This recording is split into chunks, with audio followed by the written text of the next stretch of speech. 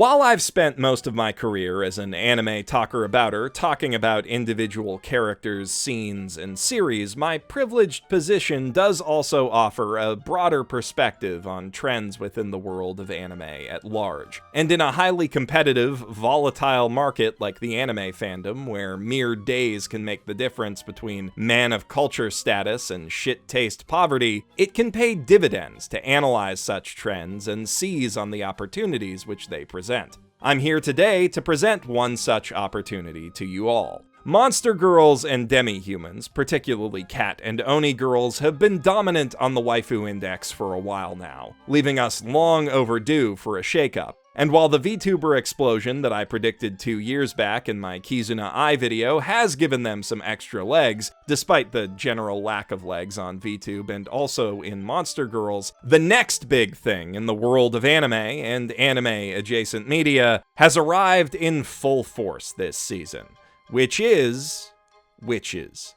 Witch waifu stocks were already on the rise this summer, thanks to the wild and mostly uncontested success of ReZero's second outing. For some reason I can't quite put my finger on, it felt like there was a severe waifu deficit in the early episodes of that season, at least compared to the last one. So when Echidna and the other Witches of Sin, but mostly Echidna, let's be real, showed up, fans were eager to invest, and even by the COVID-induced cutoff point of the first core, those investments were already seeing some damn good returns, especially for those early Satella speculators. Still, no one show can sway an entire market by itself, and with a half-elf, exactly one Oni girl, a Tiger Maid, a Yandere, and Ferris-chan, ReZero Season 2 arguably did just as much to uphold the status quo as it did to break it.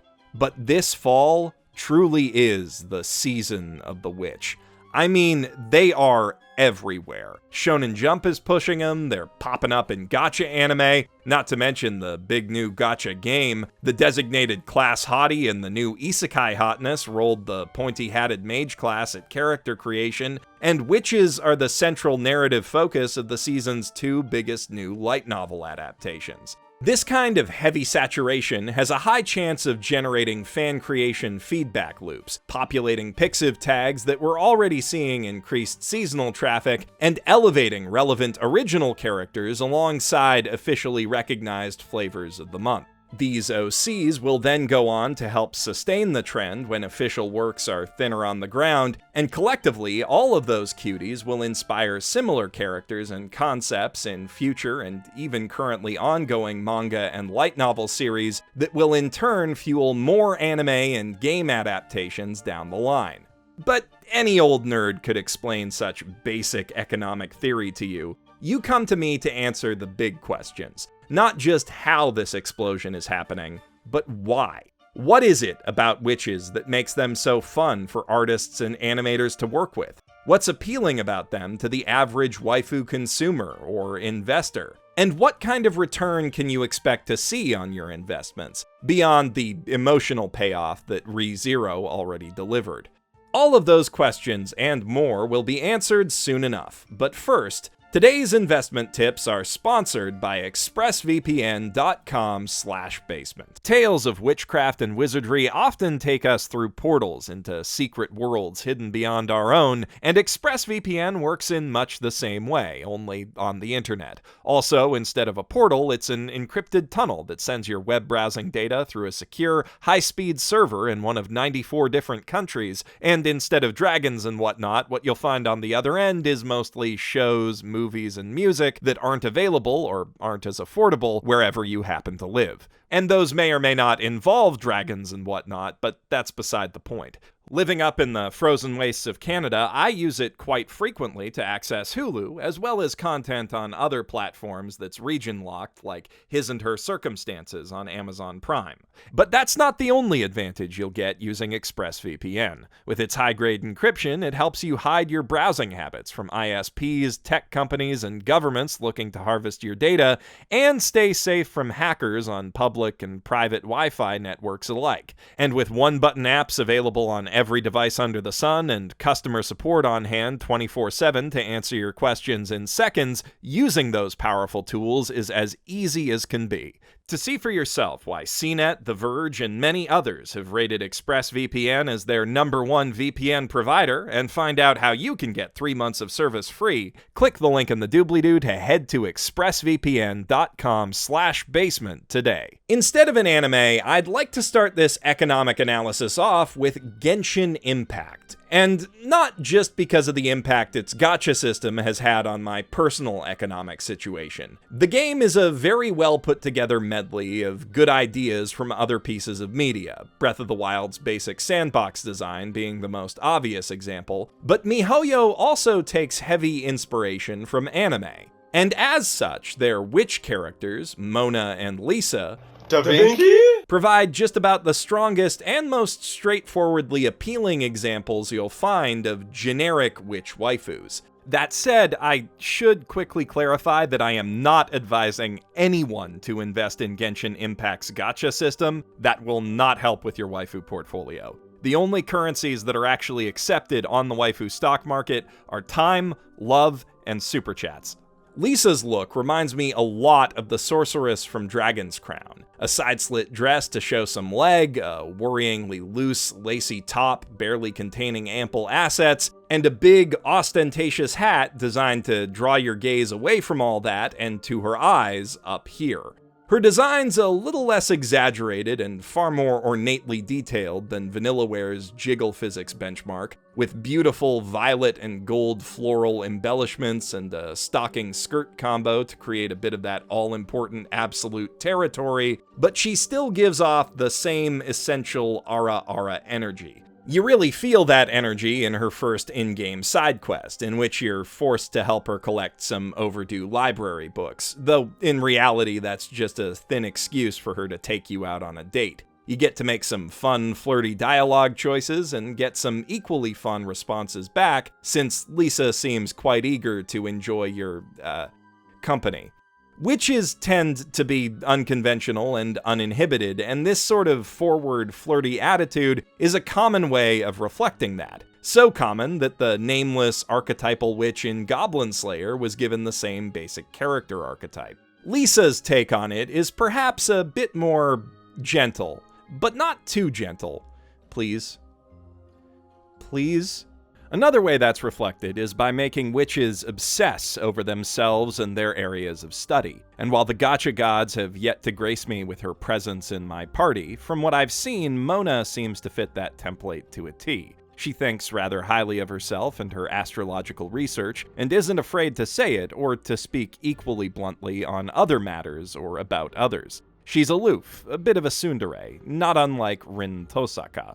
Honestly, I mostly just want to talk about her outfit. The combination of arcane bunny suit and star-spangled tights that she wears is just excellent. Every bit as great as Lisa's gown, if not better. Both designs manage to be distinct and memorable while retaining the quintessential appearance of a witch.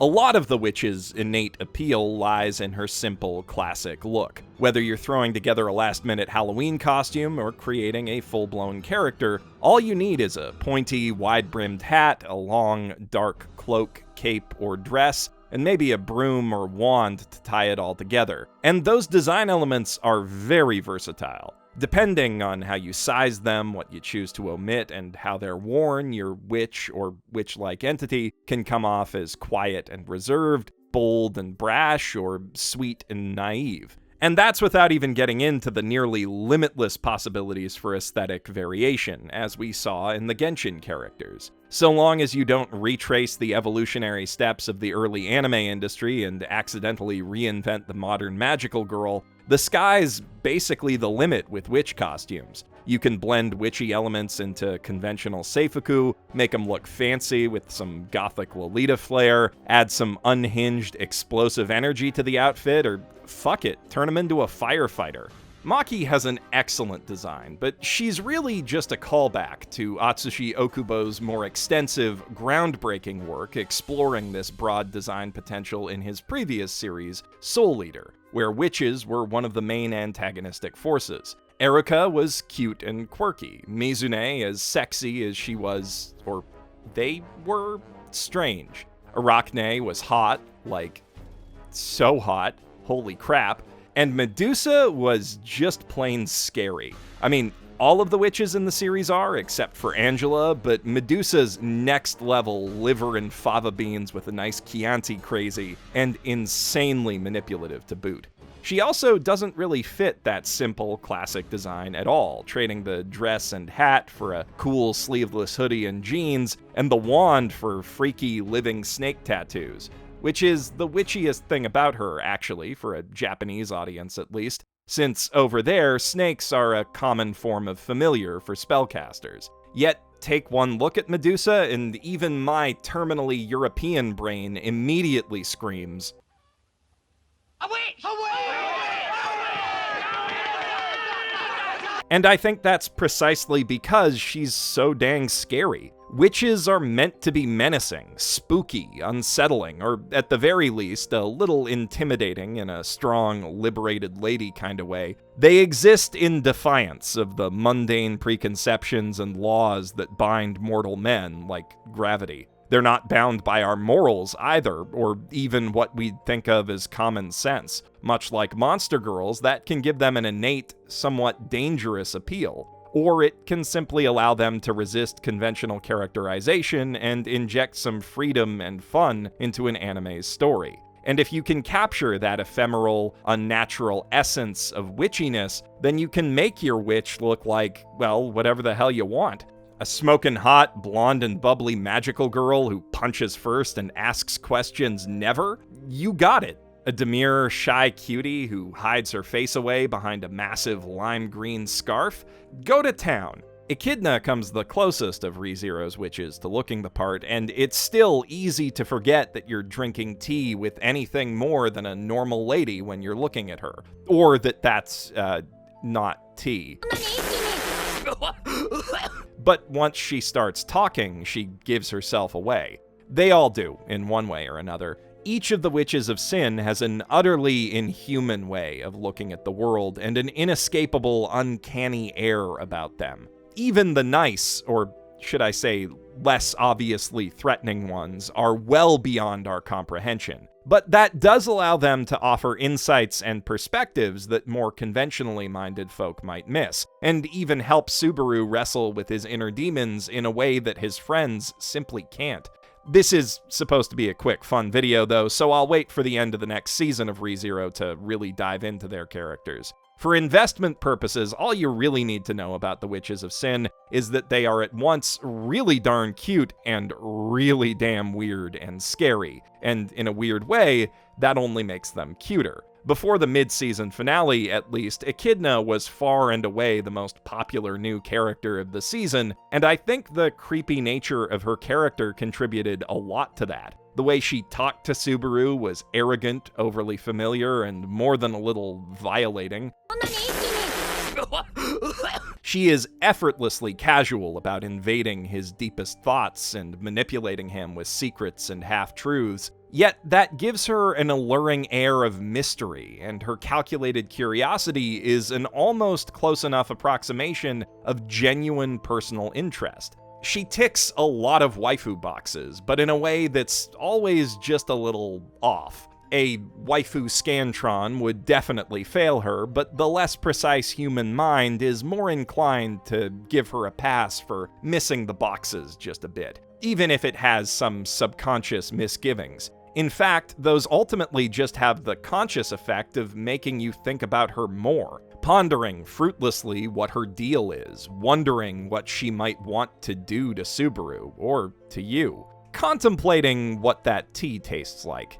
It's the same way with yanderes, and again, monster girls. A little uncertainty and danger can be very enticing and go a long way toward making a waifu memorable and attractive. And that's not the only area where witches and monster girls overlap.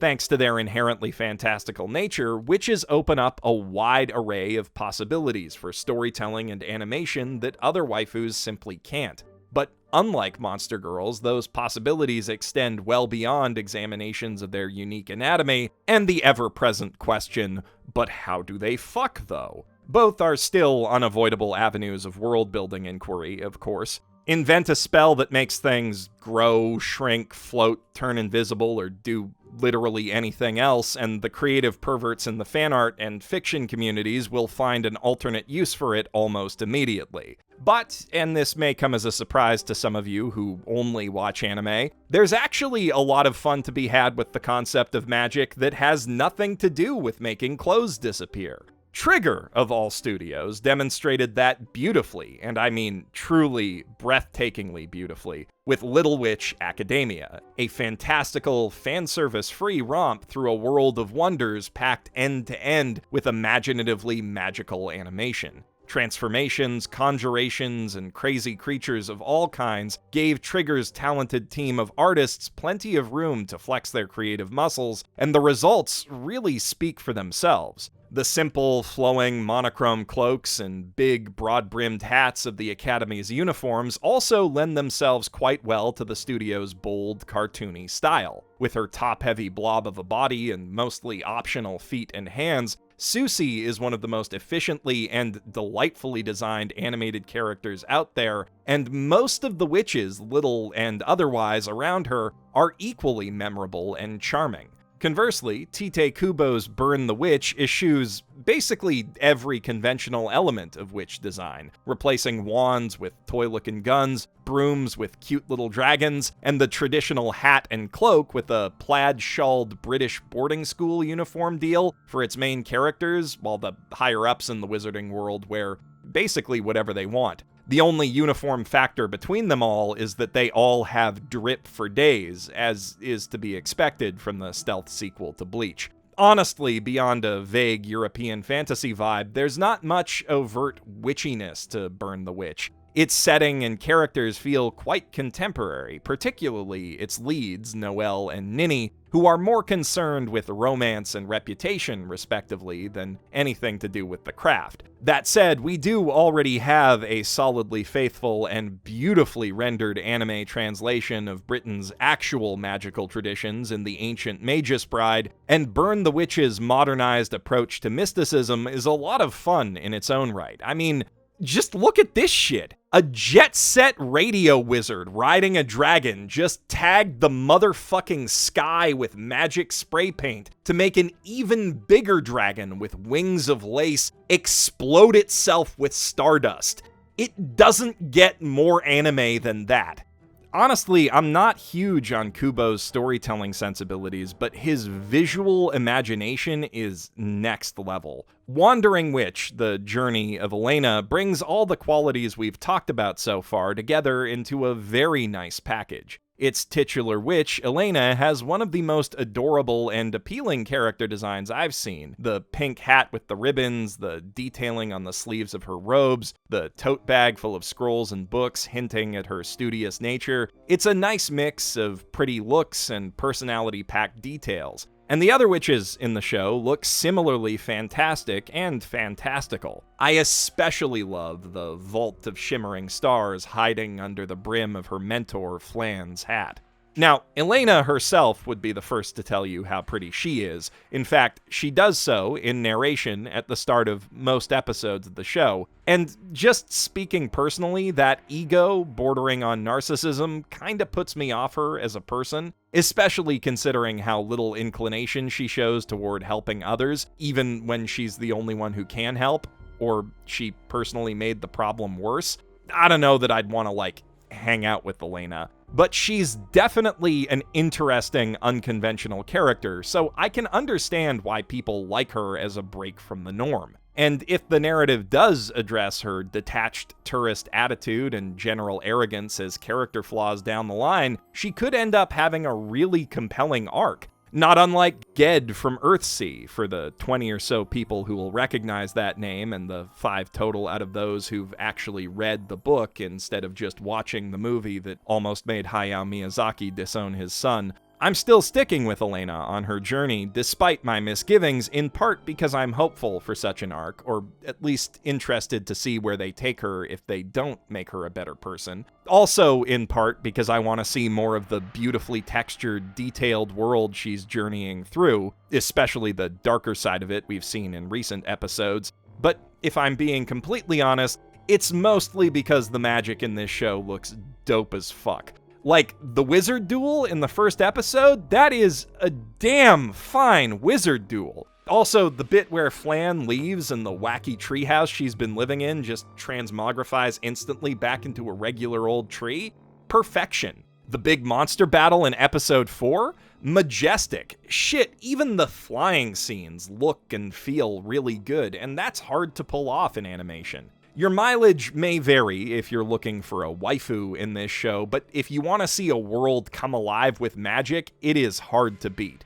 And I know a lot of you will fight me on that waifu point too. Elena's got a lot of fans, and speaking analytically, she's probably the most likely out of any character we've discussed today to really kickstart a witch boom. Also, whether I like her or not, she's taken up a lot of free space in my head, and I think that makes her worth investing in. But where should you go from there? While you're waiting for new episodes of these shows, and after they end, what should the next step in your witch investment journey be?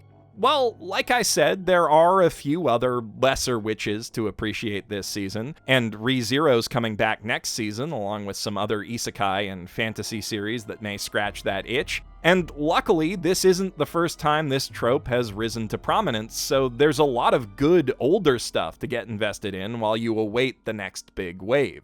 Yamada-kun and the Seven Witches puts some witches, I'll let you guess how many, in a harem at a modern high school. It's got really solid character writing, some genuinely moving romance, and a banger of an OP. Also, all the witches are top-tier cuties. I highly recommend it. Flying Witch is also very good, a laid-back slice-of-life dealie about a witch and all her weirdo magical friends living in a small town in the Japanese countryside. Very comfy stuff.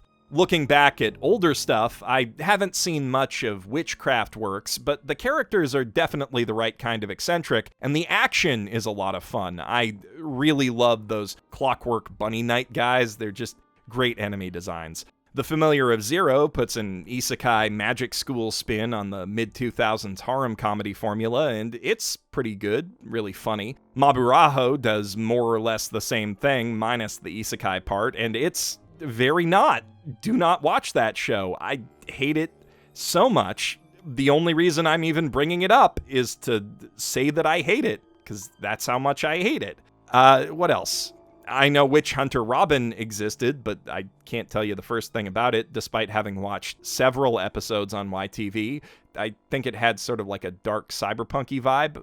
And, if you've gotten into Higurashi since my last video, Umineko is in the same universe, and that's about witches. Or maybe it's not about witches at all, that's kind of how those stories roll. I do know that some of those maybe witches are pretty hot. I also know that you should not, under any circumstances, watch the anime version. It's real bad. Read the visual novel or manga instead. I'm probably going to read one of those in the near future. On the subject of manga, there's also a few promising witch-centric ones that have yet to be adapted on Bookwalker, beyond Umineko. Namely, Witch Hat Atelier, Witch's Printing Office, and I've been killing slimes for 300 years and maxed out my level. So if you want to engage in a bit of witch speculation, check those out too. Lastly, if you're willing to dabble in a bit of Western 3D fantasy, Morrigan from Dragon Age Origins is absolutely unquestionably top tier, both as a potential in-game love interest and a character in general. There are very few that BioWare has ever written better. And that's about all I can think of off the top of my head. I didn't really plan this video out all that well, but I'm sure there are plenty of other great anime witches out there, so please leave your favorites down in the comments below. And since you've stuck around to the end of this video already, why not check out another one, like my fall anime recommendations, if you haven't seen those already. I'm Geoff Thew, professional shitbag, signing out from my mother's basement.